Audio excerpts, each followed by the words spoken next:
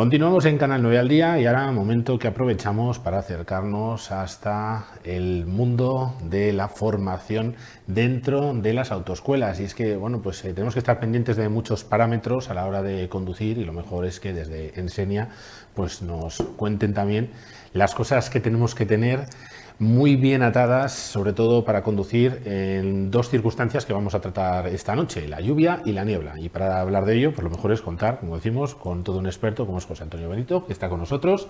José Antonio, buenas noches. Hola, ¿qué tal? Buenas noches, muy bien. ¿Vosotros qué tal? Gracias por estar con nosotros y, como decíamos, para hablar hoy, hablábamos hace tan solo unos días de lo complicado que son la nieve y las capas de hielo, el hielo en la carretera, cómo tenemos que actuar, qué es lo que tenemos que hacer. Y hoy nos encontramos también con dos circunstancias adversas que nos pueden complicar y mucho a la hora de conducir por la carretera, ¿verdad? Sí, eso es. Hemos dejado ya atrás el mal tiempo, el invierno, y nos vamos aproximando a la primavera, así que ya vamos a ir preparándonos con lo que nos podemos encontrar de cara al avance del tiempo y a la temperatura.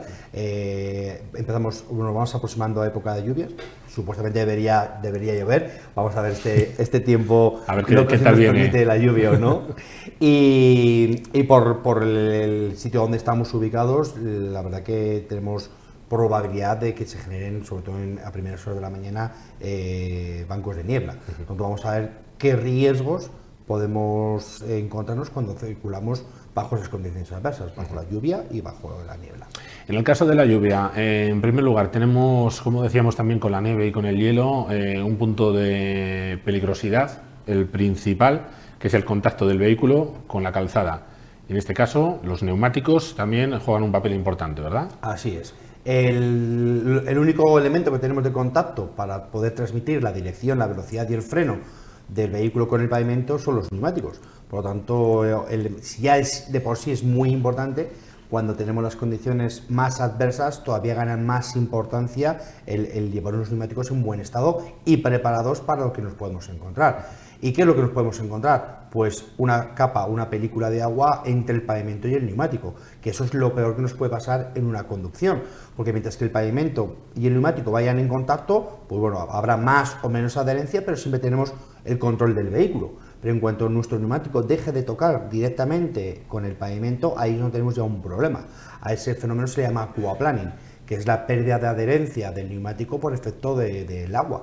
Y es una capa de agua que se forma entre el neumático y el pavimento. No nos permite acelerar, no nos permite girar, no nos permite frenar, o sea, perdemos el control del vehículo, el vehículo se desliza hasta que otra vez el neumático vuelve a ganar la adherencia necesaria para poder tomar el control.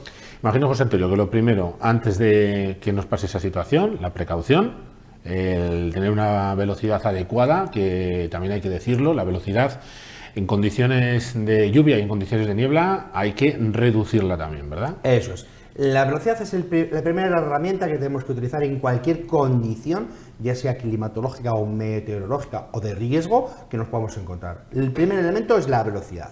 Hay que adaptar siempre la velocidad a lo que nos podemos encontrar. En este caso, tenemos que saber los riesgos que conlleva el circular bajo lluvia o en lluvia. ¿Vale? Hemos visto que la adherencia disminuye, la visibilidad disminuye, por lo tanto la velocidad hay que disminuirla, hay que adaptar la velocidad a las condiciones de adherencia o la cantidad de agua que hay en el pavimento y a la visibilidad que podemos tener, porque aunque nuestro vehículo lleve limpia parabrisas que pueda retirar el agua del parabrisas, siempre es un incordio el tener algo ahí que está proyectándose con cierta constancia en el cristal que nos impide ver en condiciones de seguridad o en plenas condiciones, ¿vale? Por cierto, también importante el limpiaparabrisas, llevarlo también lleno en semanas en las que sepamos que va a llover o va a hacer también niebla, porque vamos a usarlo frecuentemente. Si el otro día recordamos que había que añadir anticongelante para que no se nos congelara ese líquido del lavaparabrisas, ahora con la lluvia, cuando las temperaturas ya no son tan bajas, no va a haber riesgo que se nos congele, pero sí va a haber riesgo de que otros vehículos nos proyecten agua con la suciedad que hay en el pavimento y se forme una película en el parabrisas que no podamos ver, pues el típico barrillo, grasa que hay en el pavimento, suciedad que podemos encontrar que los vehículos al ir circulando las proyectan sobre nuestro cristal. Entonces es conveniente llevar siempre lleno el depósito de lavaparabrisas para poder proyectar y poder ayudar a limpiar el cristal en cualquier circunstancia que nos haga falta. Pongamos que íbamos con la velocidad más o menos adecuada, pero justo pues también estamos con el limpia, la acabamos de dar, se nos ha ensuciado un poquito y le tenemos que volver a dar. Y en ese momento no hemos visto, por ejemplo, un charco que hay en medio de la carretera y llegamos a ese efecto de aquaplaning y tenemos que actuar. Si nos vemos en esa situación en el que el coche se nos va, ¿cómo tendríamos que actuar? Vale, muy bien. Vamos a por este, que es el peor caso que nos podríamos encontrar sobre la lluvia. Lo que no tenemos que hacer nunca es bloquear el freno, porque si bloqueamos el freno, en cuanto el pavimento vuelva a ser adherente o en cuanto el neumático vuelva a adherir al pavimento, la rueda va a tocar y va a estar bloqueada, con lo que el vehículo puede hacer una reacción inesperada. Lo que tenemos que hacer es no tocar fuertemente el freno, acelerar muy progresivo, muy suave, muy ligero para que la rueda siga teniendo tracción y sujetar con firmeza el volante. ¿Vale? No girar porque no va a responder ante el giro y dejar las ruedas lo más rectas posibles para que en cuanto el neumático vuelva a tener adherencia con el pavimento, podamos tener una tracción en la dirección de que el vehículo siga avanzando, porque si giramos la dirección cuando las ruedas toquen el pavimento y vuelvan a tener adherencia, el neumático va a agarrar y va a dirigir a nuestro vehículo en una dirección que no sabemos cuál es. Por tanto, mantenemos el volante sujetado con firmeza en la dirección que va a salir el vehículo, acelerando muy suave, muy progresivo. Y tener esperanza que el vehículo salga y tener paciencia que el vehículo salga de esa situación de pérdida de adherencia. Ahora sí, imagino que también la situación de los frenos es bueno tenerlos bien controlados para que, a pesar de no haya que tocar tan fuerte el freno, tener los frenos en condiciones en días de lluvia, ¿verdad? Eso es. Uno de los consejos que tenemos que dar es que cuando atravesemos un charco, un gran volumen de agua, ¿vale? El agua se mete por cualquier orificio que pueda tener, entonces también es posible que se meta entre el disco del freno y la pastilla de freno. Y si no intentamos comprobar o si no comprobamos que los frenos los tenemos bien y que funcionan bien, ante una situación de emergencia que tuviéramos que frenar bruscamente, posiblemente no reaccionara. Entonces, ¿qué es lo que tenemos que hacer? Pues cuando salimos de esta situación de máxima cantidad de agua, tocar el freno suavemente para que el dispositivo presione las pastillas contra el disco y evacúe el agua que haya entrado para tener siempre el mayor contacto entre el dispositivo fijo y el que se está en movimiento del freno. Por tanto, tocaríamos suavemente sin llegar a bloquear las ruedas, por supuesto, ni frenar bruscamente, sino simplemente tocar un poquitito para que actúe el freno y evacúe esa cantidad de agua que haya podido entrar ahí. Hablábamos de la velocidad y hablábamos del freno también, José Antonio. Importante, dos elementos que vamos a tener que hablar ahora también, que es uno, la distancia, que hay que aumentarla, como veíamos también con la nieve y con el hielo, y las luces, algo fundamental también, los juegos de luces, dependiendo también un poquito de la cantidad de lluvia y sobre todo en la cantidad y el espesor de la niebla, cómo las tenemos que llevar, ¿no? Sí, en cuanto al tema del alumbrado, es muy necesario el que en cuanto las condiciones de visibilidad empiecen a disminuir, pongamos el alumbrado ya. Porque no es que no sirva para ver, porque de día lo más seguro es que no vayas a ver más porque lleves el alumbrado puesto, pero es algo que... Pero nos van a ver. Eso, es algo que muchas veces no prestamos atención y es que es muy importante que nos vean, para no sorprender a los demás y para indicar nuestra presencia, nuestra velocidad y nuestra anchura del vehículo. Por lo tanto, encendemos el alumbrado en cuanto las condiciones de visibilidad sean desfavorables. ¿Qué tipo de alumbrado? El de corto alcance, ¿vale? Tanto de día como de noche, en cuanto la lluvia sea ya intensa. El alumbrado de niebla no es obligatorio, pero si lo llevamos también lo podemos utilizar. Y el alumbrado trasero no lo encenderíamos hasta que la lluvia sea muy intensa, porque es un alumbrado que puede molestar más a los demás vehículos. Entonces, solo lo utilizaremos cuando las condiciones de visibilidad sean muy reducidas. Y en el caso de niebla, también, ¿cómo tienen que ser las luces? ¿Cuándo hay que ponerlas? ¿A partir de qué cantidad de niebla, podríamos decir? Mira, porque también está recogido y además ha sido sí, también sí. motivo de modificación dentro de la normativa, ¿verdad? Sí, recientemente. Mira, lo que yo le digo a los alumnos siempre es que las luces son gratis. Ponlas, no te van a gastar. No te va a costar más dinero. La gasolina es el que cuesta, pero la luz no cuesta.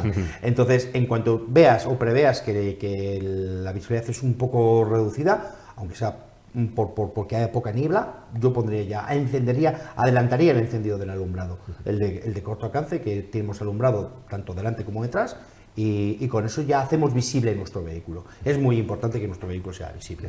Las condiciones en cuanto a circulación con niebla o con lluvia son muy parecidas. Sí que es verdad que la niebla puede disminuir más la visibilidad por el espesor de esa capa de agua pulverizada que nos podemos encontrar, que es la niebla, pero es muy parecido en cuanto a la adherencia del pavimento, porque al final el pavimento se va a humedecer, ¿vale? Y en cuanto a la visibilidad que podemos tener por la parte delantera del vehículo, que es donde podemos calcular si hay un obstáculo, si hay un peligro, si hay otro vehículo inmovilizado, un peatón o un animal. Y algo que tenemos que recordar, sobre todo aquellas conductoras y conductores que nos están viendo, que se llaman antiniebla, no anticorzos, porque muchas veces parece que las damos en días de visibilidad, o sea, en días en las que la visibilidad ya no hay, porque estamos ya por la noche o atardeciendo, y nos encontramos en días que no hay nada de niebla, gente con unas luces que no son para esa ocasión y que incluso también pueden ser motivo de infracción. Sí, eso es. Tanto en momentos que es obligatorio el no usarlas te pueden sancionar, como en momentos en los que no tienes que utilizarlas, también te pueden sancionar. Las delanteras de niebla no son obligatorias, aunque muchos vehículos ya las empiezan a traer. Y sí que es verdad que hay un momento en el que tenemos que utilizarlas, que son cuando las condiciones de visibilidad son reducidas. Pero no porque nuestro vehículo las lleve, las vamos a poner. Hay personas conductores que dicen, venga, cuanto más luces, mejor. No, porque si las condiciones no son apropiadas para el uso de tipo de alumbrado, podemos molestar a otros conductores o a otros usuarios de la vía. No tengo por qué ser conductor, puede ser un peatón, que lo podamos deslumbrar y podamos correr riesgo de atropello, o un ciclista o una persona que vaya con un patinete circulando, ¿vale? Y la trasera, por ejemplo, también molesta mucho más. La trasera, cuando vas circulando atrás de un vehículo, sin que haya esas condiciones muy adversas que lleva encendida la luz trasera de niebla, y sobre todo si es de noche, si alguna vez habéis tenido esa percepción, molesta mucho. Sí, lo hemos tenido y por eso lo reiteramos, por favor, las luces de antiniebla para cuando hay niebla, importante.